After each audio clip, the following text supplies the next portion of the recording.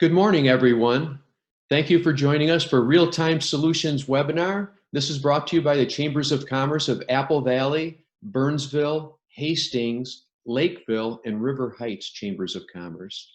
Just a few housekeeping things. All participants will remain muted. Use the Q&A to ask questions at the bottom of your screen. And we also have a lot of questions that have already been pre-submitted. This is being recorded and it will be available by tomorrow on all of our chamber partner websites, and also we put it out in our weekly e-newses as well. And the goal of today is to address the business concerns for tourism as we continue with this quarantine and the social distancing. My name is Ed Carney. I'm president of Apple Valley Chamber of Commerce. Today we have John Edmond. John is the Director of Explore Minnesota Tourism, which is the state tourism office. And we're really, really thankful to have John here. John is a dear friend. John has been the director there for 19 years. Matter of fact, John, I traveled with you and Governor Ventura to Toronto 19 years ago in early 2001 to Toronto for a tourism mission. And John's lasted through 4 governors. No one does that. So you are the best of the best. John actually was voted U.S. State Travel Director out of the 50 states in 2015, voted by all the other 49 states, which is quite an accolade. John is responsible for developing the whole tourism for the state of Minnesota. And he has a staff of 45, $14 million budget, but more importantly, he's been able to leverage that with $14 million more in private matching funds.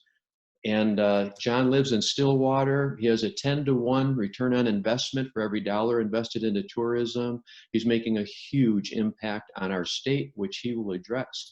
John, it is all yours. Thank you for joining all of us 5 chambers south of the river. Well, thank you, Ed. Good morning. Good morning, everyone that's tuning in. Appreciate your interest in being a part of this broadcast here this morning. So I'm going to talk a little bit about the value of travel and tourism, talk about what's happening with the COVID-19 crisis, how it's impacting our industry, and some of the things that we are doing with Explore Minnesota to address it. And then also just a little, I want to conclude with a little note of optimism for the future. And I think we all need that at this particular time. So Ed shared a few of the questions that some of you had, and I think I'm going to try to address a lot of them through this quick little overview. But if I didn't get to your question, hopefully we'll leave time for that. If we can just move on to the next slide, please.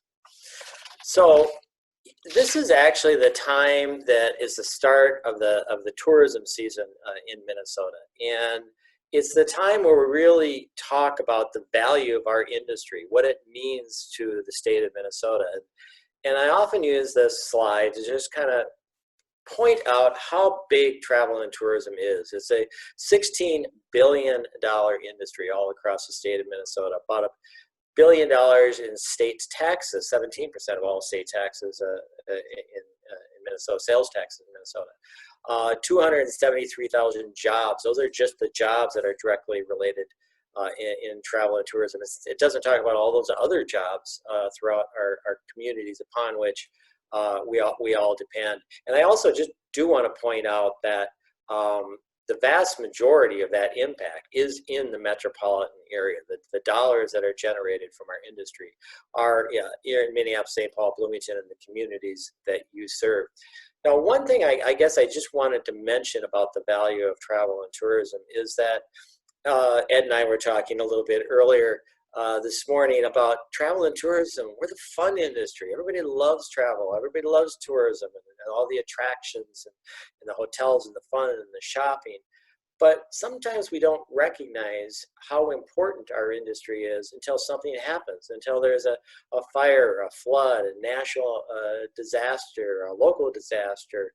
And in this case, COVID-19, which is having an impact on our industry here in Minnesota, in the United States, and in the world, the world as a whole. Next slide, please. So I just wanted to sort of point out about, first of all, the impact from a little bit of a top-down perspective. The United States economy is severely impacted by COVID-19. So far, this is, I think, from the U.S. Travel Association. They've estimated that we're planning to lose about 8 million jobs by the end of April. GDP impact in terms of travel industry losses are 651 billion dollars, and travel declines so far is resulting in $80 billion in federal, state, and local taxes. And it's huge, and it's affecting every single state.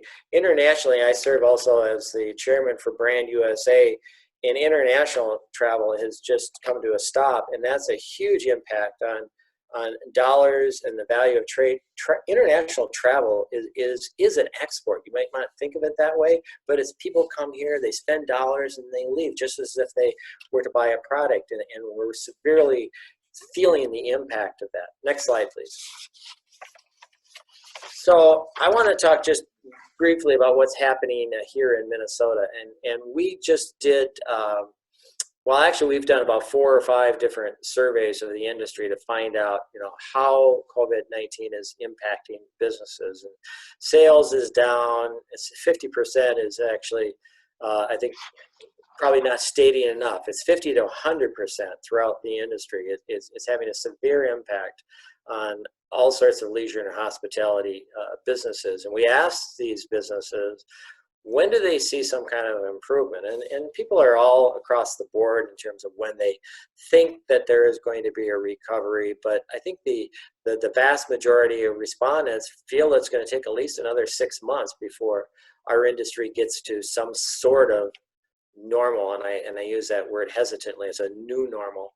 Our industry, when we ask them about how they're taking steps, they are being so conscious about protecting consumer health, protecting the health of workers. They're taking a lot of steps, but they said that to us they need help.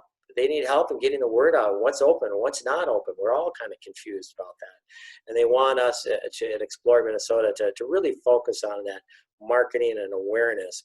And as a side note, they also did say that there's just so much information out there to absorb. It's almost overwhelming. Next slide, please. So there's a number of things that we're doing with Explore Minnesota in response to this crisis. We had a marketing plan in place for marketing spring summer, which is our biggest tourism season, back in February. We pretty much had to throw that out, that whole strategy, that whole plan, the messages that we're trying to get out. And so we're starting out, first of all, with sort of a recovery message. And what that is really just giving consumers confidence at the appropriate time that they are able to travel. And then we're really focusing on this emotional strategy. Then we get to relief later on in the summer, rediscovery, and then reconnection. But it's going to be a long process by which we are able to engage in or get consumers more confident and get travel back to where it was. Next slide, please. So one of the things that we are planning on doing, and we haven't been able to launch this yet, but basically we want to do some public awareness efforts to really talk about Minnesota in a soft sell sort of way, to get people to have hope and to dream about vacations in Minnesota. And this is just a storyboard that we've done for a spot that we're hoping to do a little bit later on this month. And it talks about, during these tough times, talking to Minnesotans, you've shown the world your true nature. And that's really all sorts of different people helping each other, whether it's in Burnsville, whether it's in northern Minnesota, whether it's helping people with food, your neighbors, etc. During these times, you've shown the world your true nature. We can't wait to show you ours. And then we're using some musical soundtrack from someone named Jerry Messersmith, talking about there's time for an adventure, and there's people to treasure and moments that no one can hold. There's so much to see when you're wandering free in this little blue world we call home. And then there'll be a little close, a soft close. When the time is right, we're ready. I hope that you are to explore Minnesota. And so that's what we have sort of generally teed up, but we're hoping we can start to launch that sometime within the next few weeks to try to build up the consumer confidence before we get into that a little bit harder sell later on the summer. Next slide, please. So in addition to the transitional campaign, we really want to do a lot in terms of public awareness and using social media to engage, to really get consumers confident about the idea of travel. And that, I can't emphasize that enough, how important that is to tell consumers that they are going to be safe, that travel is something that people are yearning to do, that they will be taken care of, and their health will be addressed. We've also developed this new crisis grant program that will be available to communities throughout the state, which we've basically scraped up some dollars within our budget. And these are new dollars that will be available to communities all throughout the state at a no match percentage. In the past, where there is a match, it's basically a grant with no strings attached, dollars that can be used in state, because I think we need to do everything we can to get our businesses up and running and develop that foundation for the future. A lot of times we try to bring in non-residents to the state of Minnesota because they're new tax dollars and they stay longer, but we have to get Minnesotans discovering what they have in their own backyard to support our businesses.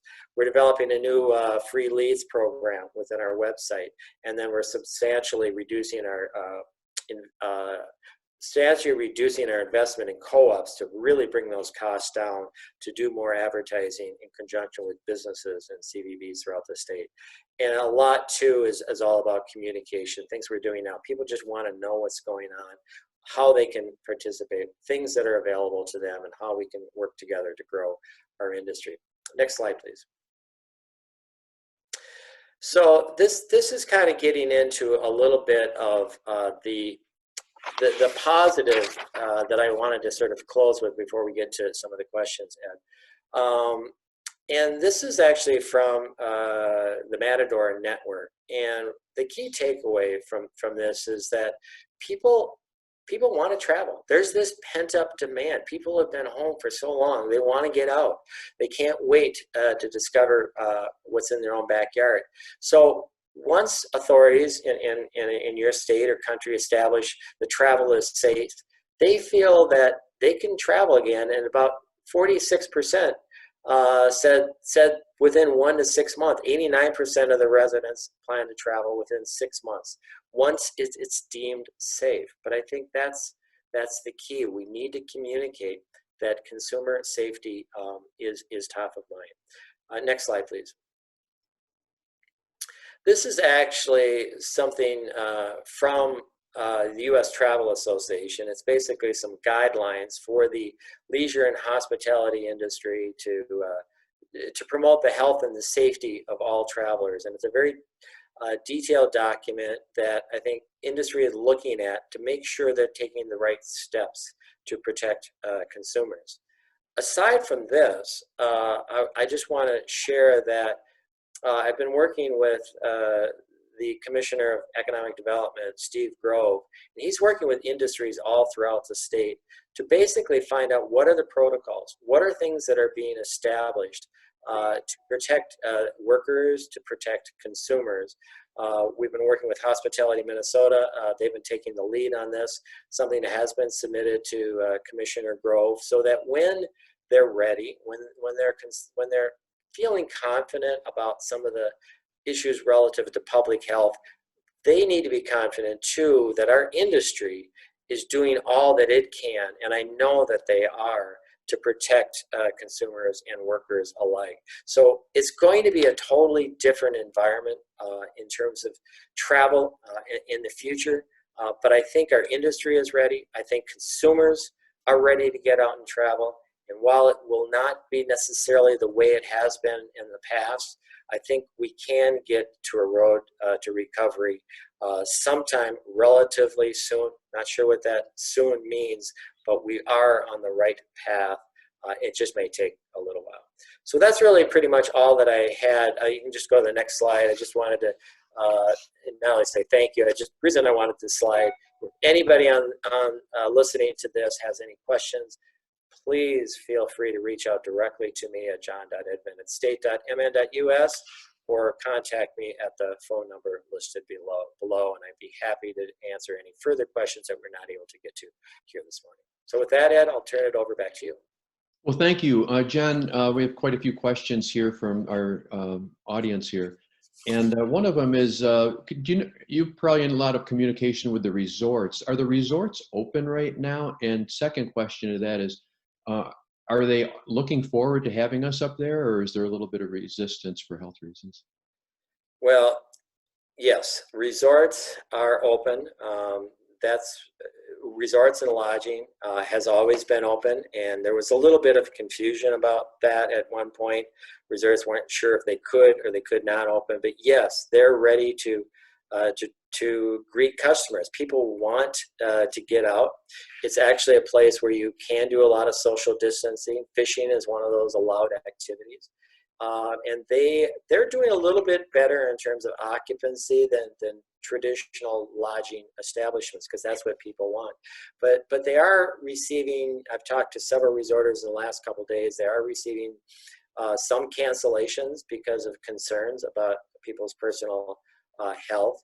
And there are some communities too throughout the state of Minnesota that there is a little bit of that conflict. While the resorts want to greet travelers, want to protect their health, there are some communities that are concerned about bringing people in from the outside to their community, resulting in some sort of infections, and then the hospital infrastructure is just not able to take care of those people that get sick. So there is a little bit of conflict in some communities in the state, but resorts, they're ready to greet travelers, and they're ready to give people that respite that they're looking for. Thank you. You had mentioned that there are a lot of people planning in the next 6 months traveling. I think you said 89% or some number like that. And is Explore Minnesota looking to do anything in the shoulder season when it's perceived to be less crowded to really take off on that? I think, Ed, when you look at our traditional marketing timetable, we would have been in the marketplace by end of March, early April, and getting people to start their planning for the spring summer season. Because the way things have developed, because of the stay-at-home order and the lack of travel right now, we're having to push a lot of that forward. And so we're going to have to really rethink our investment in terms of the timing. It may be we're going to have to do a larger push later on this fall and winter than maybe even certainly than we were planning to do, because that's when we might start seeing a recovery, start seeing some confidence. So just the way that we have marketed travel has changed, the investment. Oh, another thing, Ed, that I didn't mention before is that we're planning to market much closer to home than we've ever done before. We used to actually have a national campaign, a niche campaign that was highly successful this last year. But people are very reluctant to get on airplanes. They want to do things in their own backyard. So we're going to be focusing on Minnesota and the surrounding states initially, and it'll be a while before we're able to break out farther from there. That's interesting you just brought that up, because TSA visits at the airport are down 93%. I mean, it just shows you right there that isn't the drive market really the opportunity for Minnesota? It is the opportunity right now. Now, as I mentioned, we always like to bring in those new tax dollars to the state as a state tourism agency, and because people stay longer and they spend more money. But we have to do everything we can to support these businesses now, so that when things start to open up, that people will realize they don't have to go too far. There's a lot of businesses here in their own backyard that they support, and that's so essential, because a lot of these businesses are just hanging on the edge about their future viability. Many restaurants, I've heard, are already planning on closing and not reopening. It's not worth it. So I think it's just critical that we do what we can to support our local businesses first, and then go out from there.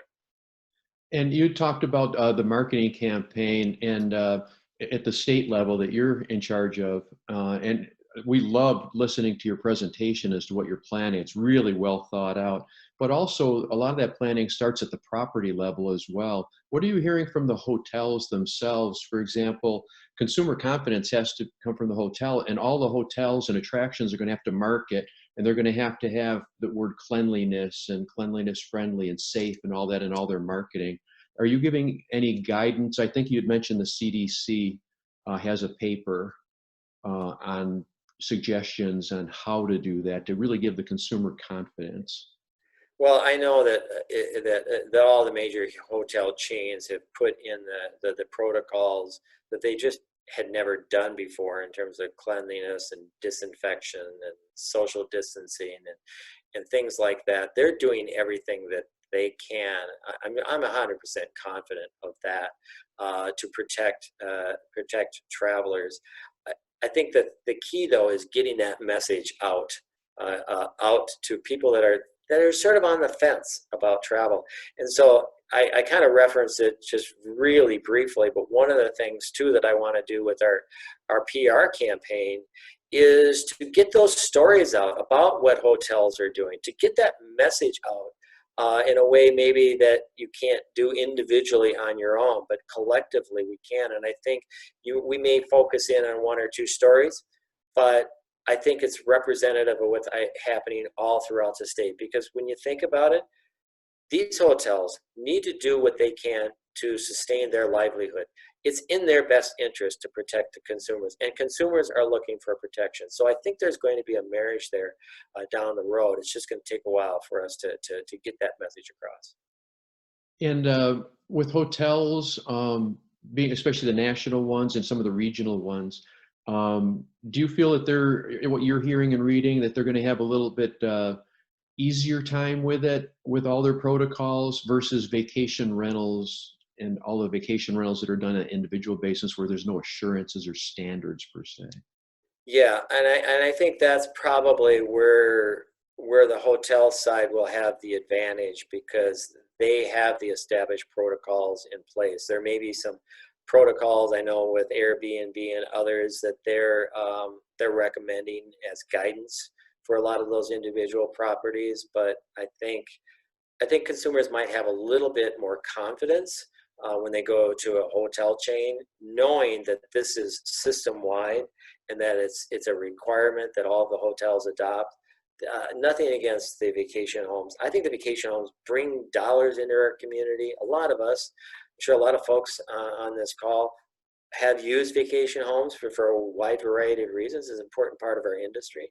But I think there is that confidence that you can get through hotels, at least in the short term, a little bit more so with the vacation homes right now. Another question we had was the Canadian border being closed. Do you hear anything? Do you have any dealings with Canada at all, be it Saskatchewan, Ontario, or wherever, that there's some movement to open that up a little bit? Especially Yeah, Ed, as for you know, incoming and outgoing. as you know, Canada is our number one international country in terms of inflow of travel to Minnesota. In fact, so much so we almost, when our marketing, I almost consider it a domestic market because of the free flow of travel. People coming down here for shopping or for golfing or for any of the other activities that we have in the state. I just yesterday did a CBC Zoom interview about the potential reopening of the border. I know there's been some discussion in Canada about possibly reopening that, but nothing has been confirmed yet. And there's thoughts on both sides of the equation whether it will or will not. But I think the deadline is coming up very soon here at the end of May in the current restrictions, and we'll just have to, just like in Minnesota, we'll have to wait and see how that's extended or not. Thank you. Also, we had a question. People are wondering how the employees are doing in the tourism industry. What are you hearing on the people side of it? It's very difficult on the people side of it. I mean, every day I'm taking calls from whether it's convention bureaus, chambers, hotels, resorts, houseboats, etc.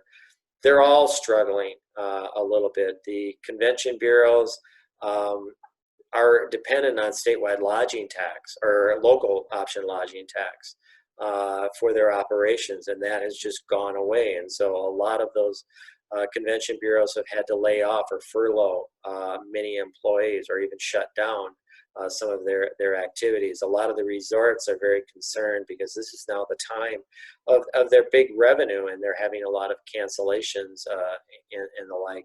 There's houseboats that I've talked to that cannot operate right now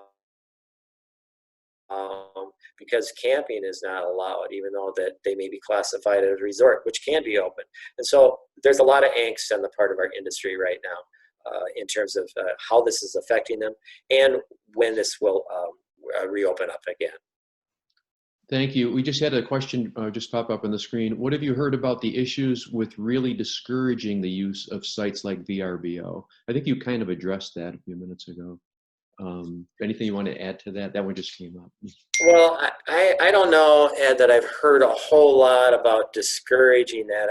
As I said before, I really do think vacation home rentals is here to stay. It's what people are looking for in terms of vacation travel. It's just, I think during this, as we come out of COVID-19, I haven't seen any research on this, but there may be some reluctance upon travelers to embrace that right now. On the other hand, some people might think that that's total social isolation. If you have a house, a townhome that's separate from everywhere else, that might be even better than a hotel. I'm not sure what the consumer sentiment of that is. It'd be interesting to see how it unfolds. Yes, it would. Another question was about just the general groups, be it weddings, conventions, and all that. What are you hearing on the convention side? There's probably going to be a big lag on that.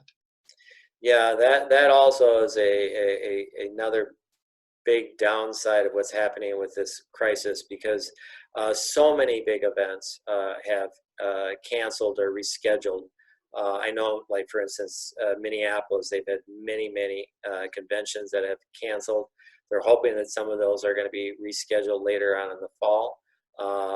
But yeah, there's just a lot of meetings and conventions that have changed. Some of them have even gone virtual, and we don't know when those are going to come back. So the future of business travel and meetings is something we're going to have to watch very closely.